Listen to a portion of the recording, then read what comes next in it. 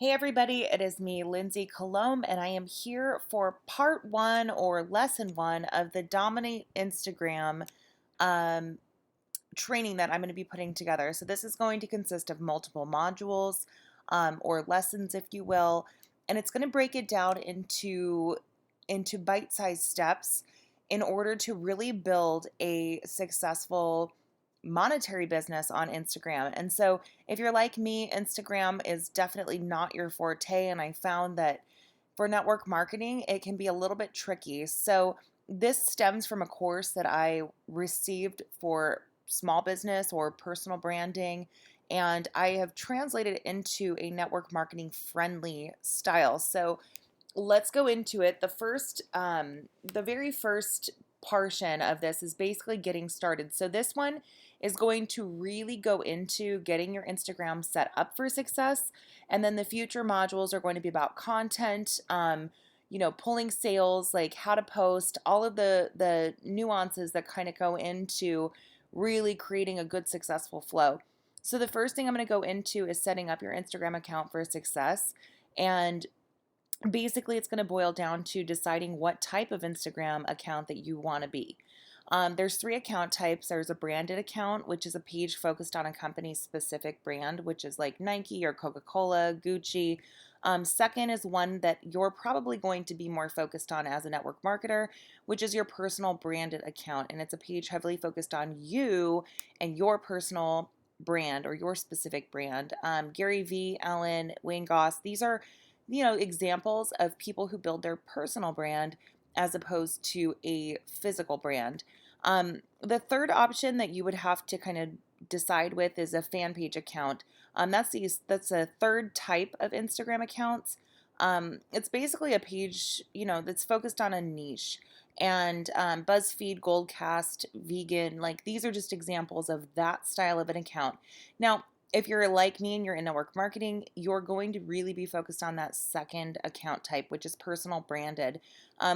And what we're going to go over, kind of just to differentiate the types, the only reason I'm going over the other two types is to really kind of identify what those look like. Because if you're a network marketer, you want to definitely streamline the style that you're after. And a lot of times, what I find is people will confuse their audience by either posting like a branded account or a fan page account instead of a personal branded account. And when you do that and you're not nailing it down to the one specific account type, it can confuse and deter you from success. So let's look at a branded account. I mean, you have Nike, Coke, Gucci. These are the three examples that I pulled just because they're easy. You understand them. We know these, we're familiar with these brands. Um, these are what those accounts look like on a branded scale. And so they're very product centric. They're very focused on that specific brand. A personal branded account, which is obviously our target here. You look at Ellen, you look at Gary Vee, you look at, Wayne Goss. These are people who their personal brand is the focus. It's not a product. It's not, a specific, it's not posing as a company. It's who they are, what they value, what's important to them. A fan page account, I mean, you see BuzzFeed, there's vegan here, and this one down here is, oh, I can't even remember what that is, but these are fan page accounts. So these aren't necessarily here to sell you something. They may, every once in a while partner with an additional brand or run specials or offers, but they're there for the likes. They're there for the following. They're there to give you, just something to look at and either laugh at or connect to or, gain a resource from. They're not necessarily a product. All right, so this is a really quick big tip for Instagram follower boosting. And this is something that I thought was just magnificent in the course that I grabbed.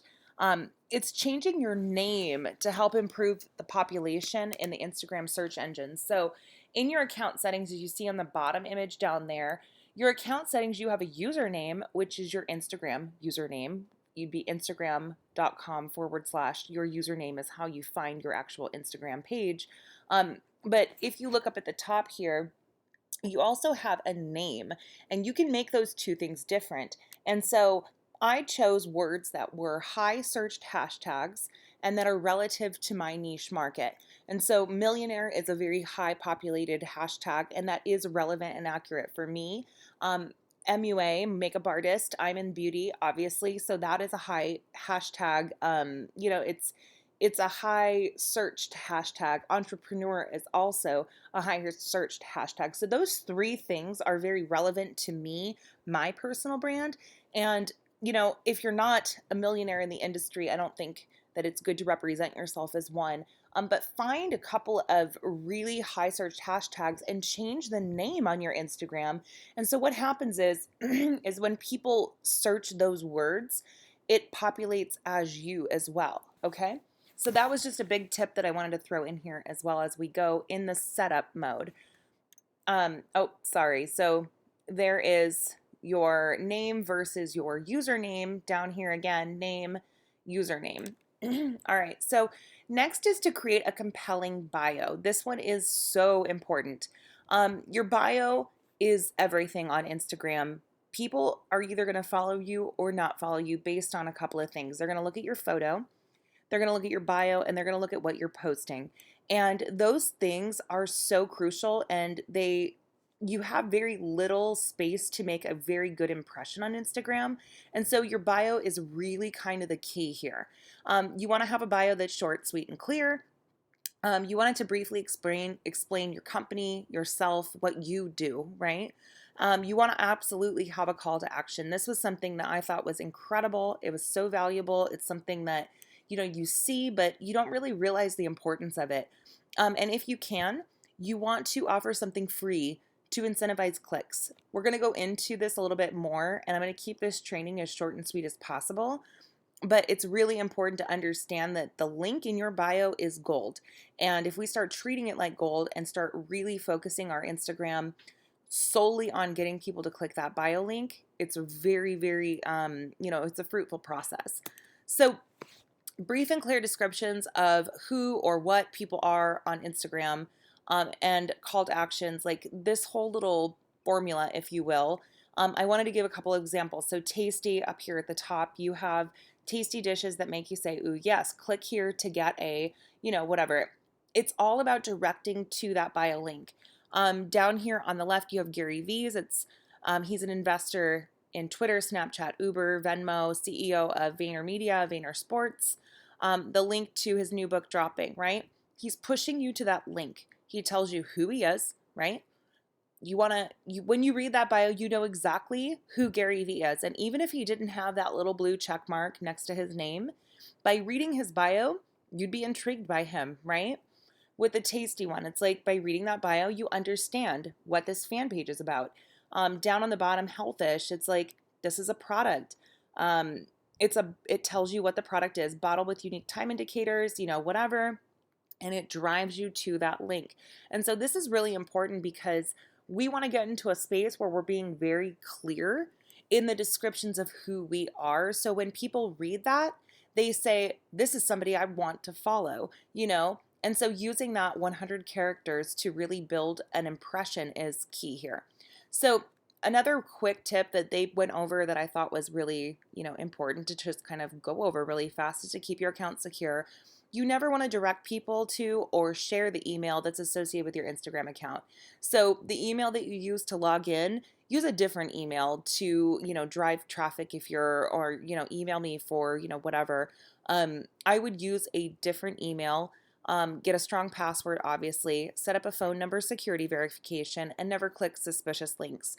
If you plan to build a heavy following with Instagram, you definitely want to keep your account secure because the more following you have, the more people are going to want to hack into your account and do whatever it is that they do with it. All right, so now it's about growing your email database. The bottom line is Instagram, you don't own it. You could work and work and work to build a following and a network of people on Instagram, but the bottom line is you don't own Instagram. It's strictly a rented space and it can be lost and the rules can be changed at any time. So it's really important that we start to think about that and to prepare for that and to always have that backup plan. You want to secure your leads for email marketing, newsletters, reminders, whatever it is that's relative to your business. And you want to create an irresistible offer for your call to action. And that's what's going to be what you link, right? That's what's going to drive them to click that bio link, and sending them to a landing page that collects that important information is key, right?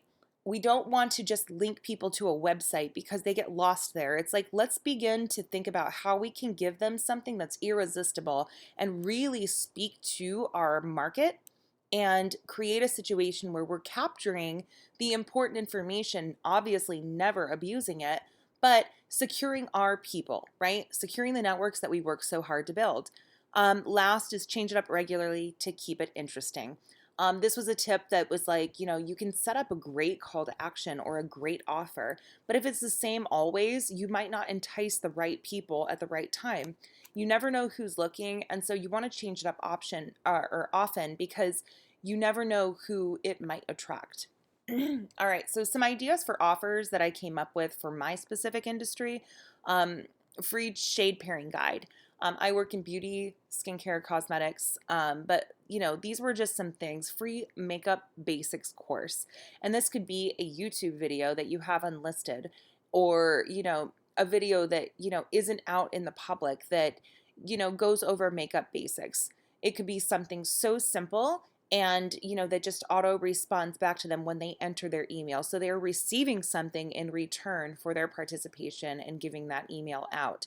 A free business tips newsletter. If you're like me and you're very focused on leadership and business and all of that side of the network marketing industry, it's like this is a great idea for you. Free 5-step guide to flawless skin. Again, another video. It could be a document that you've typed up, whatever. A free sneak peek on upcoming products. Stuff like this, the potential is literally endless. You can do so much to create a really irresistible offer that gives you the opportunity to collect that important information. All right, so this part, I'm going to be 100% with you. It turned me off at first, creating a sales funnel. When I heard the word sales funnel, I was immediately like, I don't know about this. But the more I listened and the more I learned, I realized there is an absolute genius behind this if you use it right. And so it's all about getting visitors to opt in to your bio link, right? And then it's about understanding how to trace the customer flow backwards. And you want to also learn to ask for that click. We want to get into a space where we're telling people, go click the link. Telling people this is why you want to click the link. The purpose of this is, in the sales funnel strategy, is you get all of these people. So you say you get 1,000 people who click the link, enter their email, get their free whatever that you're giving away, and 100 of them find value in that, click on it. They learn from it, they love it, whatever it is. Roughly on average, you're only going to get about 10% of those people, of that 100, that actually turn into customers. And so if we trace that backwards and we say, okay, if only 10 people are going to, click that link, if I'm only getting that small percentage, that, tiny percentage of people who actually turn into customers, of the 100 that, actually clicked the video that I sent them for free and watched it and found value in it, the more leads I bring to that link, the higher the percentage of customers I will grow from it. And so I loved the idea after I really kind of let my guard down about the sales funnel thing. And I was really impressed with this strategy, because at the end of the day, if we don't treat this as a spammy, approach, and we're giving something away of value, and we can drive lots of leads to those, to that landing page, to get that email, to receive whatever it is that they have for free, the customer that comes out of it, that number can grow significantly. And so I really respected this approach when I saw it, and I hope that you do too. All right, so let's talk about creating the landing page, because I've just painted this picture of you where you have this perfect bio, you have this incredible offer, but you're sitting there going, how am I going to create a landing page? Like, I don't know HTML, I don't know coding, I don't know how to do web design. What am I going to do? Well, I have a solution for you. I can tell you exactly how you can create a landing page and be that lead magnet that you want to be. And it's actually relatively simple. So, first and foremost, you want to make sure you're attracting the right leads. You want to know your audience's problems, frustrations, and desires, right? You want to offer something that solves that problem, provides a very attractive value. Something that your network that you've gotten to know, that they will be really intrigued by that offer. And you also want to have a landing page that's clean, simple, to the point. And remember, it's only there to collect the information. So you have it for that email marketing, for that follow up, for the newsletters, for whatever it is that you're building. So let's look at really quickly the elements of a good landing page. You want a clear offer and an opt in information form, right? Less is more. So in this case, if it were me, I'm only going to ask for their email address. The more information I ask for, the less people are going to fill it out because very few people lack patience and they just want to get it done, right? We live in an instant gratification society. Um, on your landing page, you want to keep it simple, but you want to offer some social proof. If you're putting out, 5 basic tips of, makeup or skincare or whatever, talk about the people that it's helped. Have some kind of social proof out there. That way they are incentivized to really click that button and put their information in. You also want an indication of why they need whatever it is that you're offering. How is it going to benefit that? How is it going to solve a problem for them? What is it that it's going to do? Because again, we got them to click the link. They're on our landing page. Now we need to get them to click that button and put their information in. And so these are just a couple of simple things you want to put in there. That way you know for sure they are very enticed to click that link. The other thing is you want a simple format and a color scheme. You want to keep this as least busy as possible. This needs to be clean, concise, very clear to the person watching or looking at it. Exactly what it is that they're going to get, exactly what they need to do so they can get it done and get out of there. And you also want to build it in a mobile format. So I'm going to go into the lead page builders that are really simple to use. But remember that 99.9% of Instagram users are on a mobile format. So when you design it, make sure that you're designing it in mobile format so it looks beautiful from the phone. All right, so LaunchRock is a free service. This service right here is a lead page building service that helps you build a page very similar to like MailChimp or a newsletter builder, but it's strictly for a lead page. So launchrock.com is free, but it is worth understanding that this one is going to charge you eventually. So if you start driving a high amount of clicks to LaunchRock and through LaunchRock, what's going to happen is it's going to start charging you. But this is a great platform to start with because if you start with it and you really hammer through these courses and start following and getting that following, you're not going to be hesitant to invest in a phenomenal landing page if it's creating the lead generation and the cash flow and the sales and everything that you were anticipating. So this one I really recommend because it's free. It's no risk. You can try it, you can play with it, you can try a few different offers, see how you go, and get a feel for it. The second one is lead pages. This one is this does cost, but it does have multiple features on it that aren't available with LaunchRock. And so if you want to start and you want to go all the way and you want to really, really, have all the bells and whistles, you can pay for this. But this of all of them is the highest rated and lowest cost. So I thought it was worth putting in here in the event that you try LaunchRock and you evolve to a place where you want to use something like Lead Pages. It's a paid program. This is definitely the one that I'm going to heavily recommend. All right, so next let's go into understanding your customer. You want to look at your competitors, and I know this is kind of backwards to what I typically preach and train on, but it's really valuable. If you are in, like me, the beauty industry, I will look at my competitors. I want to see what they're doing, because they have I want to look at the pages and the brands that have built very successfully and that maintain their following to see what they're doing and to kind of take some notes, right? I want to get a real good feel of what's working for them so I can get a better understanding of what might work for me. What is it that they're getting right? Who is following them, right? and who are their followers following. So you can go to a competitor brand, whatever sector you're in, go to somebody who is your competitor and start looking through their Instagram, see what they're posting, and then go through the comments and see who's posting quality comments. Someone who's really taking the time to interact with that page, and then go study that person. Who are they following? What are their interests?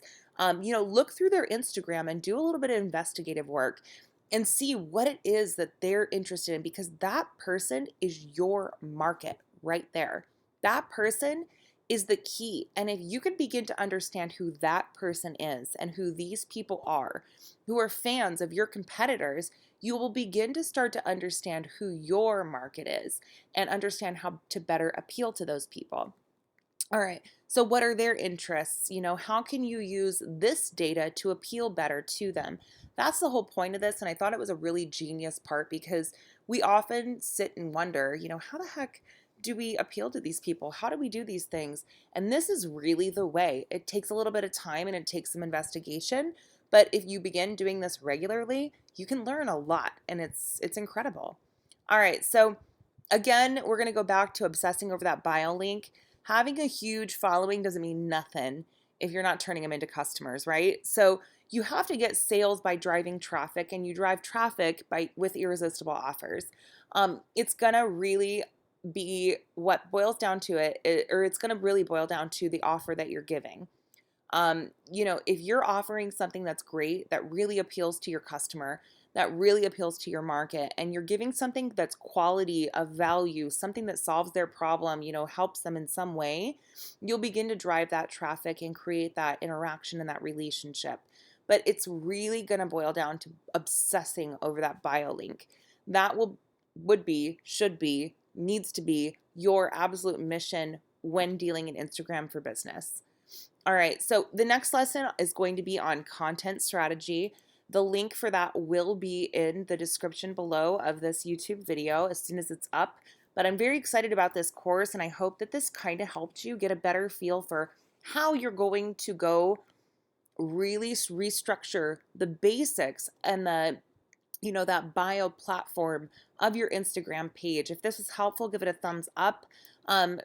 Hit subscribe if you want notifications when the next videos come out. But I'm really looking forward to this training and helping everybody kind of get into a place where they can dominate their business on Instagram. My name is Lindsay. Thank you so much for watching. You can find me on Facebook at facebook.com/Lindsay Colombe, on Instagram. And if you want to see what I market, you can go to worldsbestcosmetics.com. The links for all of those are in the description below. Thank you again, and we'll see you next time. Bye.